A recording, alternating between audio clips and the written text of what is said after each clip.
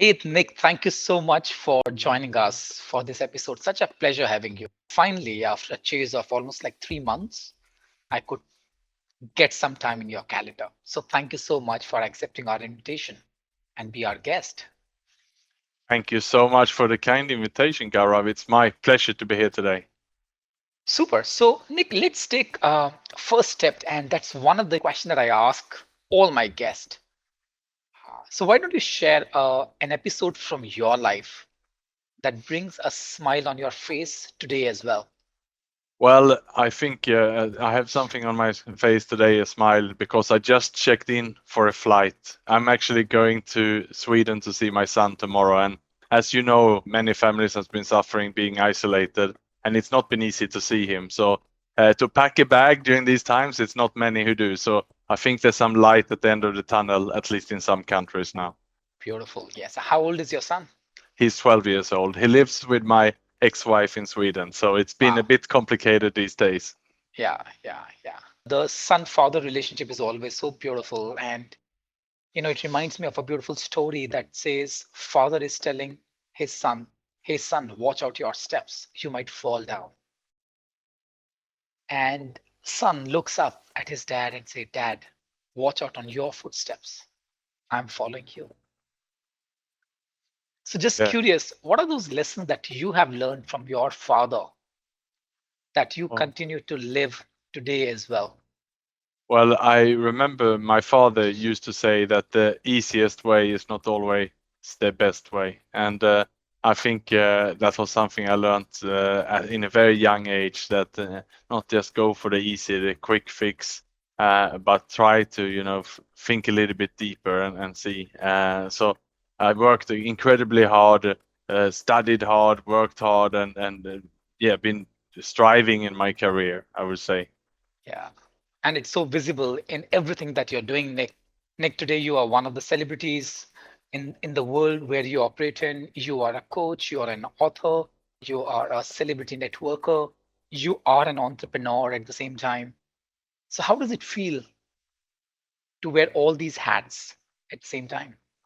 Well, it's a lot of pressure we put on ourselves to deliver at that level. And sometimes we crash and sometimes we fall. And I believe that's what we will talk about today as well, because it's about how you rise after you've been falling, right? And how you come back.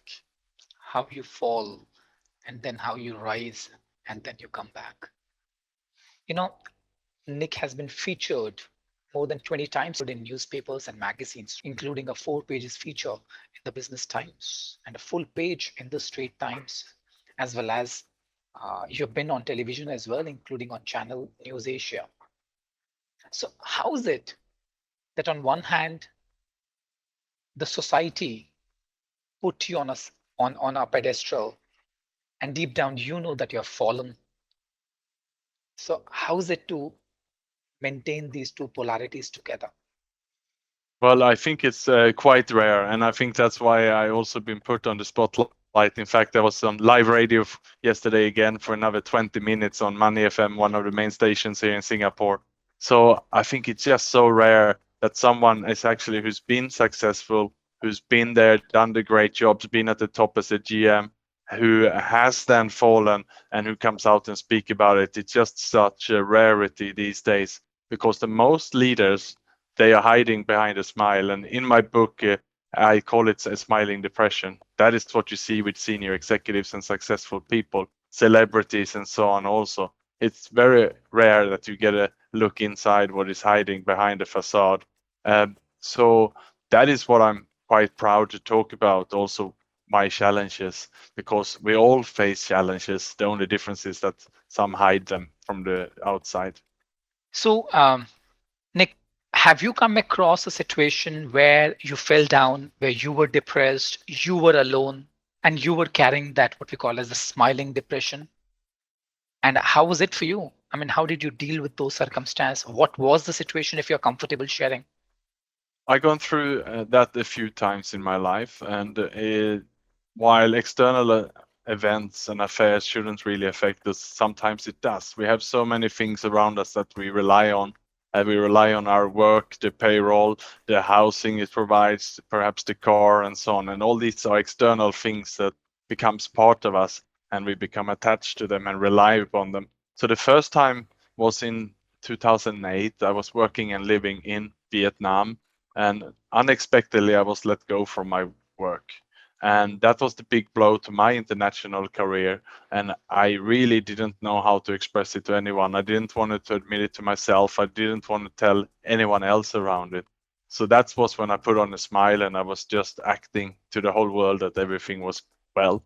Uh, I started to look around for new jobs, and I made it sound to everyone else like it was me who was in charge, that me changing to another job. I just didn't want to explain what has happened to me, because that was a blow to my ego and I was not ready to discuss it. So, how did you manage to get out of that and be at peace with your own conversation that you were having with yourself? Well, I really wasn't getting over it. For many years, it haunted me. And I was in a new job 5 years later, and I did quite well, but still I was quite worried inside me. I was anxious. They then promoted me to a bigger market. They moved me to Indonesia. And as I moved over there, uh, and my ex-wife and son had moved over to me with me to Indonesia. My son was then 5 years old, so 2013. And then when I was over there, the company was sold and I was let go again. So this was the second time in the second country it happened to me that I suddenly lost a job. This time I reacted a little bit differently. I called my ex-wife immediately. I explained to her what happened and I acted with panic. I asked her to please move home to Sweden with my son, which is where they still are now today.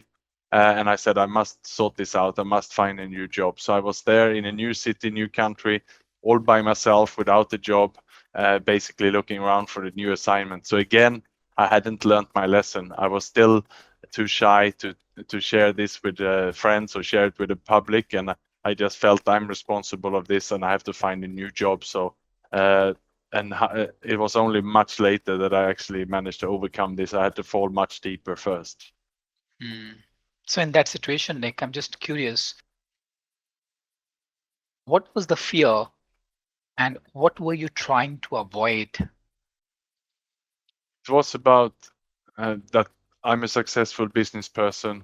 I don't fail, and I just didn't want to have this conversation. I didn't want to move home to my parents in my home country and said I failed in my career. I didn't want to explain to my network. So again, instead, I went out to look for another job, and I got a fantastic job, a bigger job with more pay and higher. So if you look at my CV, it looked like I was progressing and moving into a new ladder. Because I'm a quite loyal guy. I had been 5 years in my previous company, and I worked my way up there. And suddenly, I take a step Bigger to role. bigger role, international role, and it all looked great. But how did I feel on the inside? Here, suddenly, now find myself in a huge role, and I had lost my two previous jobs. So you can imagine how insecure I was then in this role, and I was just walking around, basically feeling like I'm walking on glass, waiting for the next time. When will I lose my job again?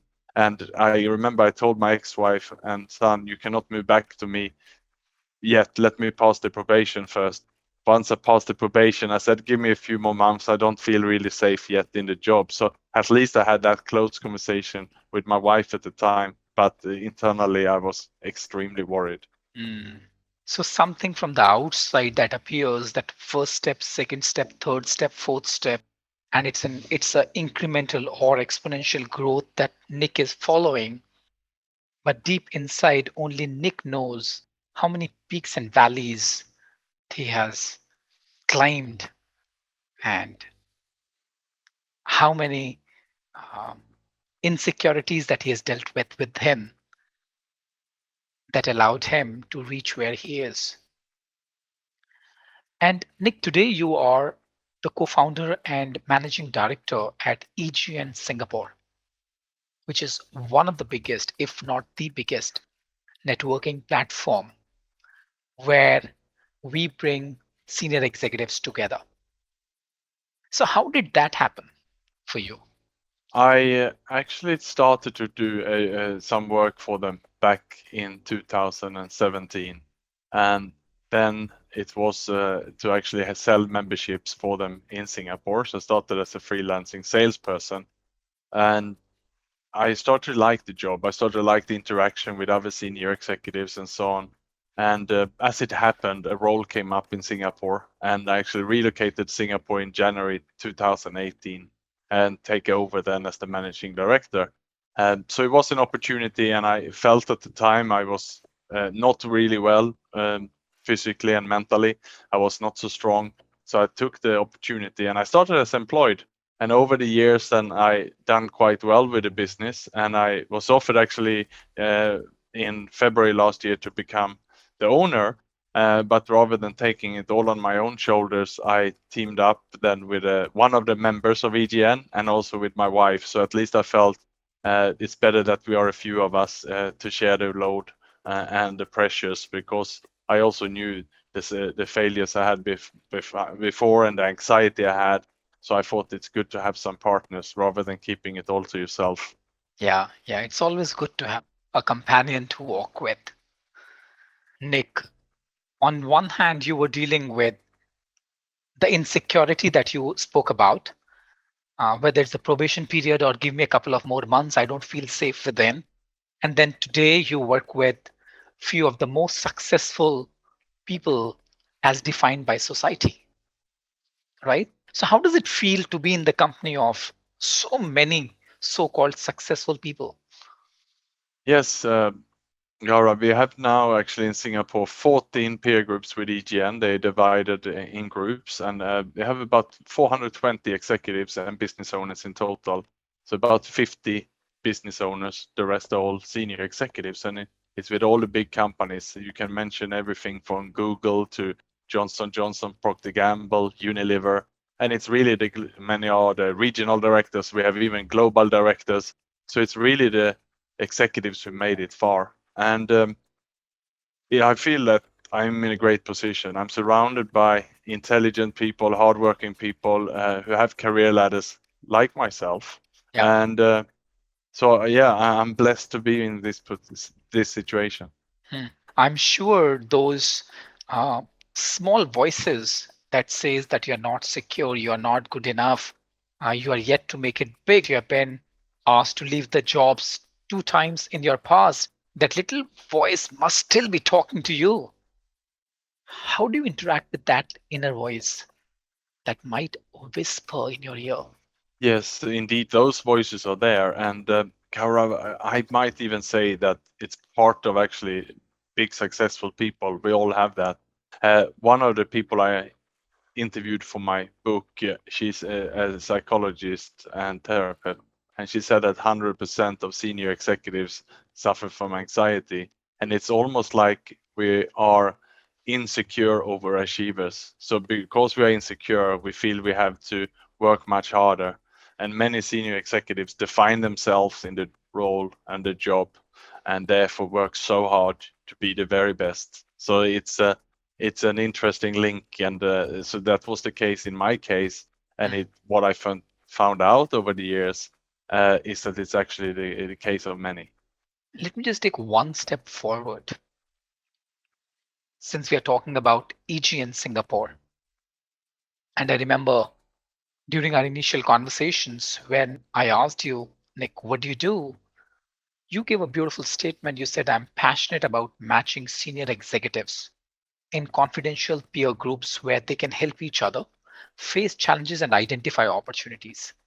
Yes. I mean, So what's so fascinating about that, connecting and matching people? I think it is because that's the business model where I'm working at EGN. If you think of the most networking organizations, everyone can sign up. Let's say the chambers of commerce. While I love them for the social events and so on, a company can sign up and they sign up 10 or 20 of the staff, and then they send them and they network and they run around with business cards, and the next day you get cold calls, and it's a selling platform. Correct. What I mean with matching the peers is that at EGN we create almost like a mastermind group in the peer groups, that we are matching executives at the same seniority level so they speak the same language. And that is basically my role and my close team. We are doing that to make sure that your meetings are meaningful. So you speak with people who can understand your challenges, who's perhaps been there before. So we're creating this coaching kind of friendly environment where actually we call the leader of the group a chair, and that's someone that we employ at EGN, and they are all coaches. And then the members are there, 20, 30 in one group, and they all coaching each other. So it's a peer coaching environment that we created. And of course, if you have a few who are not rightly matched in there, the DNA will just not match. It doesn't work. You need to have people who have the same kind of aspirations and so on. So that's why I'm passionate about really being hands-on in this matching process. Yeah, and that's extremely important. Yes. Yeah. Is there any common denominator that you've been able to identify, discover when you deal with so many entrepreneurs who are multimillionaires, uh, who, according to you, are successful in different parameters? So, is there any common denominator that you've been able to identify that you really marvel? It's important that you have executives working for big multinationals in one group, and you need to have entrepreneurs working for smaller companies which they own, where they business owners in another group, because they are very different in the aspirations. In the multinational group, it's more about how do you manage your head office, how do you set the expectations, how do you manage your boss, how do you put parameters around yourself to protect yourself. For example, now when it's so much working from home, how do you manage your calendar so that your team don't just fill it up because they know you're not commuting anymore, so you work 16 hours a day because you don't have the commute. So how do you do that?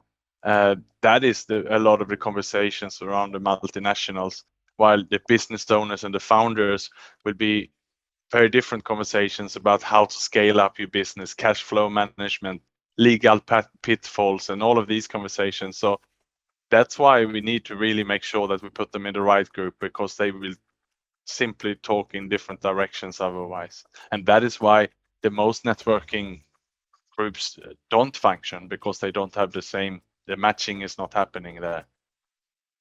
Yeah, yeah. But is there anything common that you have found in so-called successful people? I mean, are they extra sharp in terms of their intelligence, or are they extraordinary in terms of kindness? Do they have big vision? Because there are so many books written, and you interact with those people. So, what's your take on that? I think it's many different ways, but I mean, one is definitely being a giver, being supportive and helping, and the people that really are there, especially in a networking group, someone who's giving a lot of their time and supporting others. That is always the people who also go further. And in networking, it's very much about showing up. So the people who actually show up a lot, are there to help, they go very far. That's one common nominator for sure. I wouldn't say it has with so much intelligence as to helping and being of service to others. That's where it really lies. As soon as you have a reputation that you are the go-to person to help people, and if you are in business, then of course you give some advice, you help them, and then you build some trust. And before you know it, you ask to you linked up with their team, and your sales team are talking to them and selling your products and services. So it's really true. You really never need to sell anything if you're just a giving person. So true, so true. Yeah, yeah. Thank you for sharing. Somebody who's willing to help and somebody who is always there in service of others, Correct. right? So, when you're talking about in service of others, I've also seen that you are a volunteer and a fundraiser for the Samaritans, right? SOS, a suicide prevention hotline in Singapore. Just wondering, have you come across a situation where you met someone who was about to commit suicide? And so, how was your conversation with that person, and what impact has it had onto you, the way you look at life? Yeah, so SOS is one of the organizations I've supported since I lost a friend and colleague of mine in 2019 by suicide, and I decided to donate and raise awareness around the organization. So all the efforts I did in 2019 and 20, the money was donated to the organization. I also dedicated actually the book in the memory of my friend who died of suicide, and supporting that organization, but also other mental health organizations. I've seen a lot of people suffer in the last year during the pandemic, and one recent example, about 6 months ago, we had one case, and there was one gentleman who was having a mental breakdown. He was feeling overloaded with pressure from work and being separated from his wife in another country, and it was just too much for him. So we had a call at that time, and he was trying to commit suicide. We were called to his house, and two of us actually went there. We had to basically kick in the door to go in there, and he was almost unconscious, drugs and alcohol, and he had a knife out on the table, and we managed then to basically talk him into in a calm way to come with us to hospital, and he was hospitalized. He got out, and after that the support continued, and he actually resigned from his work to remove some of the pressures, and he had some financial savings, so he managed to do that and take some time off from work, and he went into did a lot of meditation and worked on himself in a recovery way. And I now met him the other day, and he's quite well. He's working by himself as a volunteer to another organization in Singapore, and focusing on giving back to the society. So that's one successful story. Yeah, and the world is going through so much of mental trauma, and this pandemic has only added to that. Definitely. We at EGN, we did survey in 2019 before the pandemic of senior executives, where we asked them how many are suffering from executive loneliness. And we found that 30% were suffering, which we also saw some global findings that said that 33% were suffering.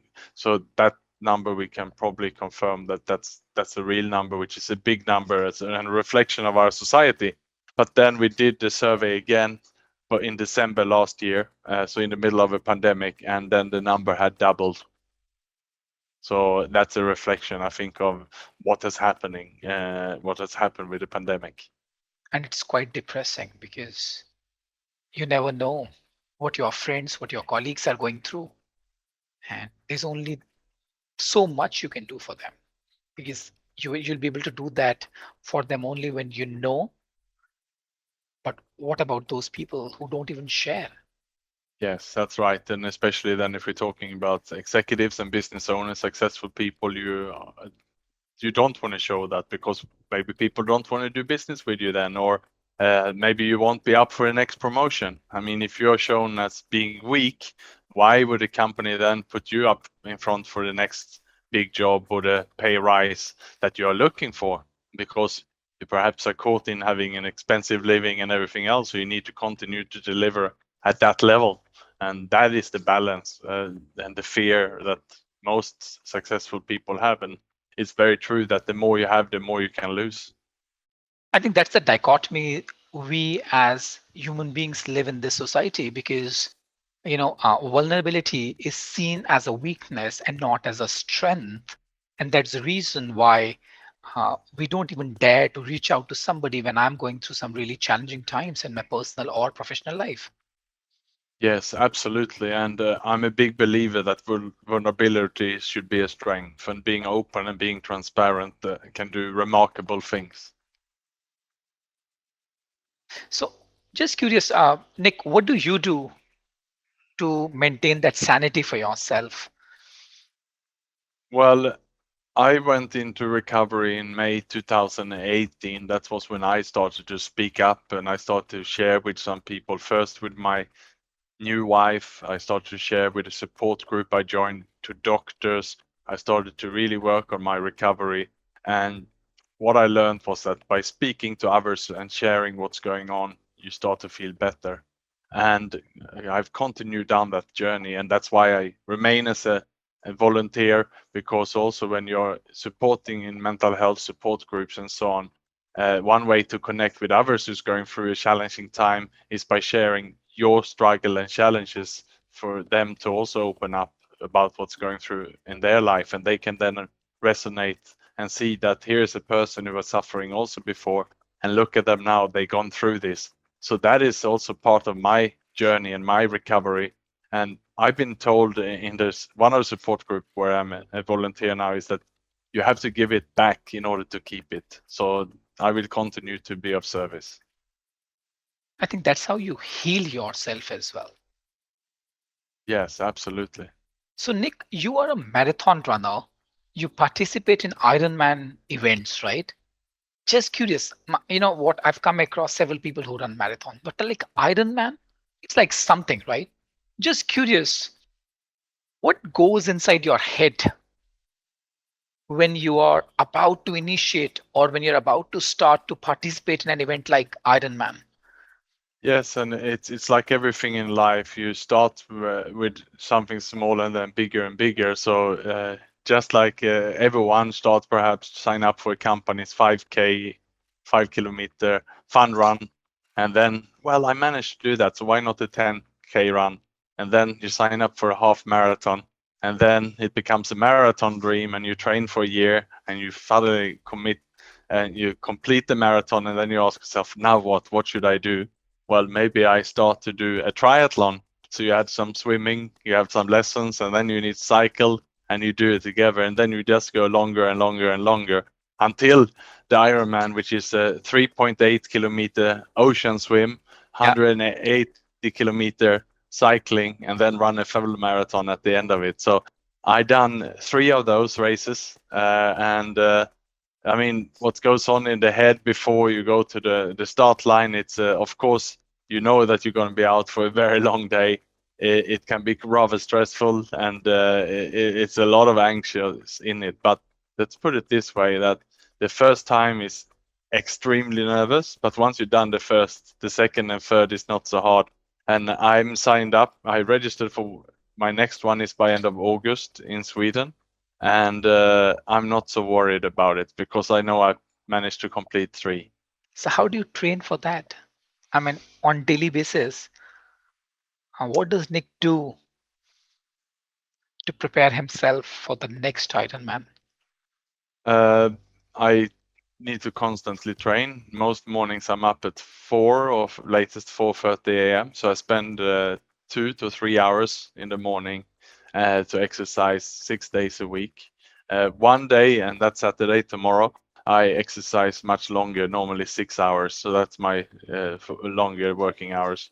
So tomorrow morning I will cycle about 120 kilometers. That takes 4 hours, and normally I would run also for maybe 2 hours after. So that would be a normal training week, about 14 to 18 hours of workout in a week, and that's really, Wow. or that's my own time as well. But that's crazy, right? That's like being really hard on yourself. It's my relaxation, and I don't watch TV, and that's when I socialize, meet my friends.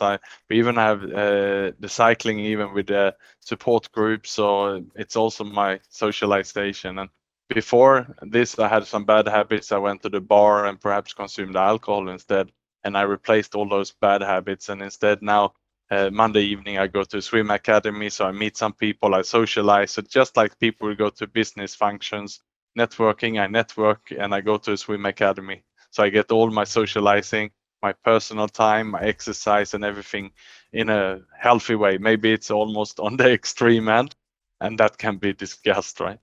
Wow. Like 6 hours of rigorous training, 4 hours of cycling, and then 2 hours of running. Yes, that's what it takes if you want to set up yourself for an Ironman. And I should will go up to even at the peak probably in June here, July. If I'm going to do the race really, then I need to step up and do even more. That's crazy, Nick. It's a lot of fun. Wow, I can't even imagine myself doing something like that. Yeah. So, when you completed your first Ironman, right? Mhm. What was it for you? Oh, that was a very big moment because from being reasonably unfit, I was quite overweight and unfit and so on. I wanted to join in a gym, and actually, when they asked me what's your fitness goal, I said an Ironman event, and they were of course laughing because I could hardly walk 2 kilometers and I was extremely unfit and so on. And but I sort of thought, because I had seen on social media some of my friends had done it, so I thought, well, that looks like an interesting event, so that's what I want to do. And And then this was how many years back? so that was in 2010, 2011, and I completed my first in 2014. So I already had a vision 3, 4 years before that that's what I want to do. Then I knew that it would take me a few years to reach that fitness level. So let's take one step ahead, Nick, in your journey, because I think the conversation is getting richer and richer. I'm getting inspired. And I'm sure in your presence, the kind of awards that you keep getting for yourself, no doubt you deserve every bit of it. Oh, thank you. So, Nick, you're an author as well. You've written a book called The Executive Loneliness: How to Avoid the Workplace Isolation. So, what led you? Let's start with that, and then we'll talk about the lessons as well that we can pick up from the book. But what led you to write this book?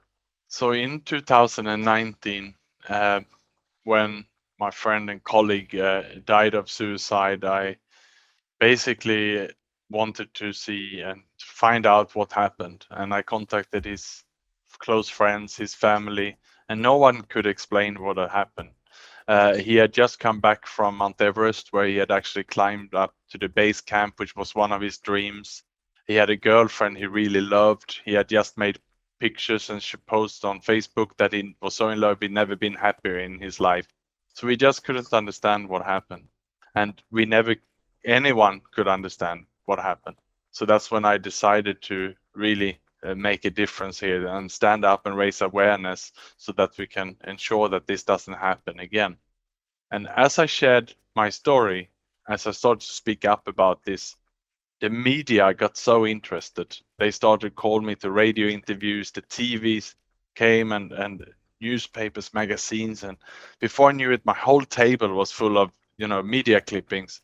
So I realized had started to talk about something which no one wanted to talk about because the topic is so taboo. And that's when I thought, well, if this is what is happening by me just talking honestly about what is happening around us, then I wanted to go deeper. And that's when I decided to do the survey I mentioned before, when I found out about the depression, anxiety, and the thoughts, what was going on uh, among the senior executives. And the last question I asked was, if you are okay to be interviewed, please tick this box.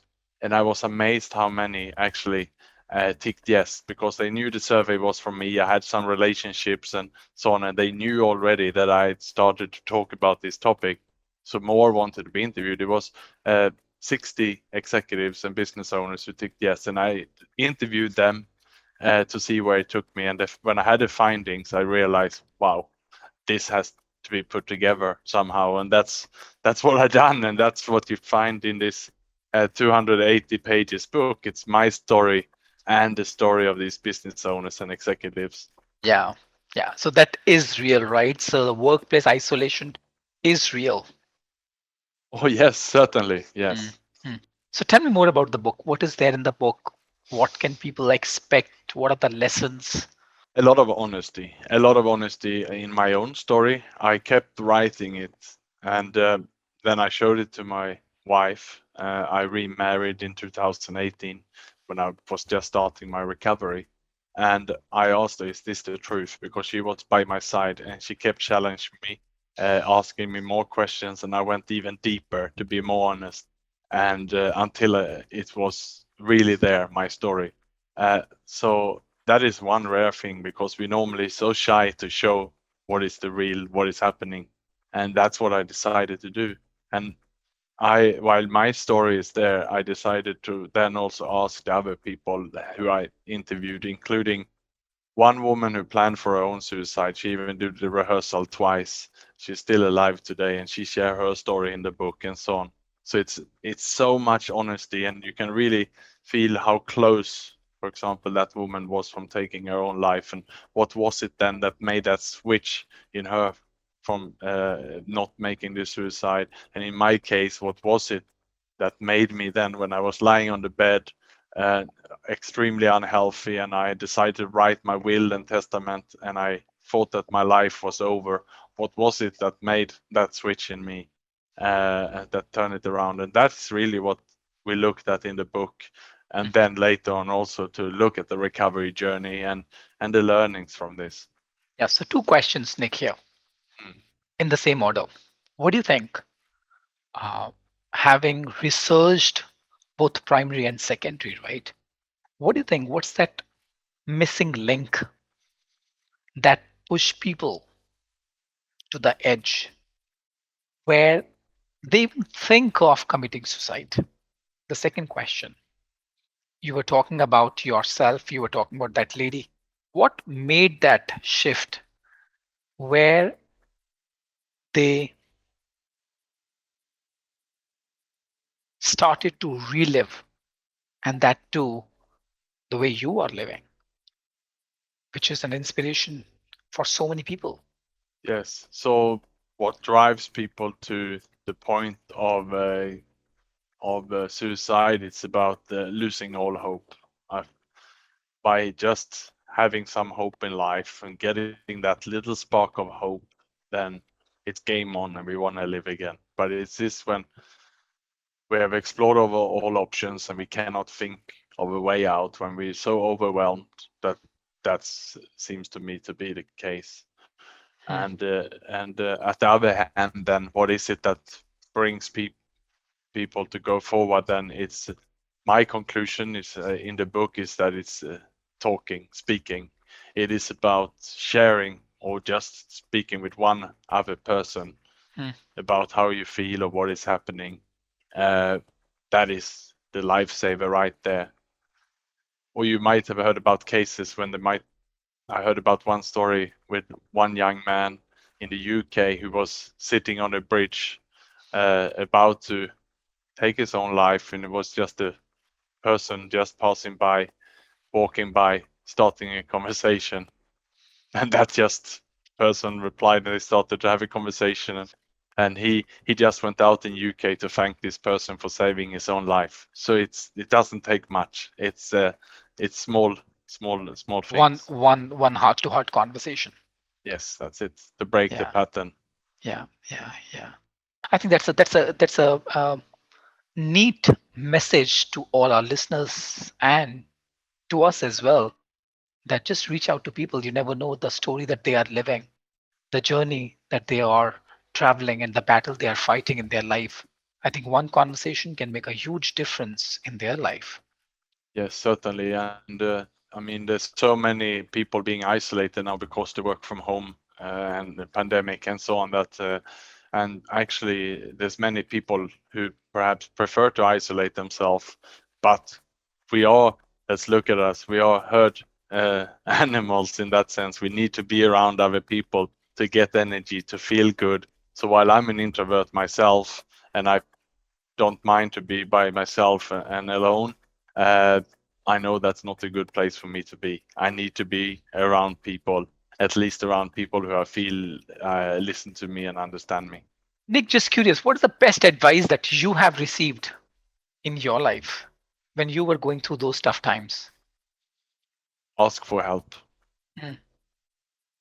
Simple like that. And I actually, the forewords of my book is written by an author. His name is Andy Lopata, and he has written a wonderful book called Just Ask. Mm. Uh, Just Ask by Andy Lopata. So if someone wants to look up that, it's a wonderful read. And I knew Andy when I went through this period, but I suddenly have forgotten to just ask. Because if Mm. we ask our friends or family for help, everyone or most of them will be there to help us. Yeah, just ask. So thank you so much, Nick. I think it was quite a revelation for me. getting new insights from you, getting to know you a little better, look at your lives, the peaks and the valleys that you have traveled and where you are. It gives me definitely a lot of hope. And I'll definitely going to ask you if I would need any kind of assistance in my life. I'm sure I would need. It's always good to have somebody like you alongside. So thank you so much for your generosity, for your sharing, for your wisdom, for your experience, and who you are. Uh, Thank you so much.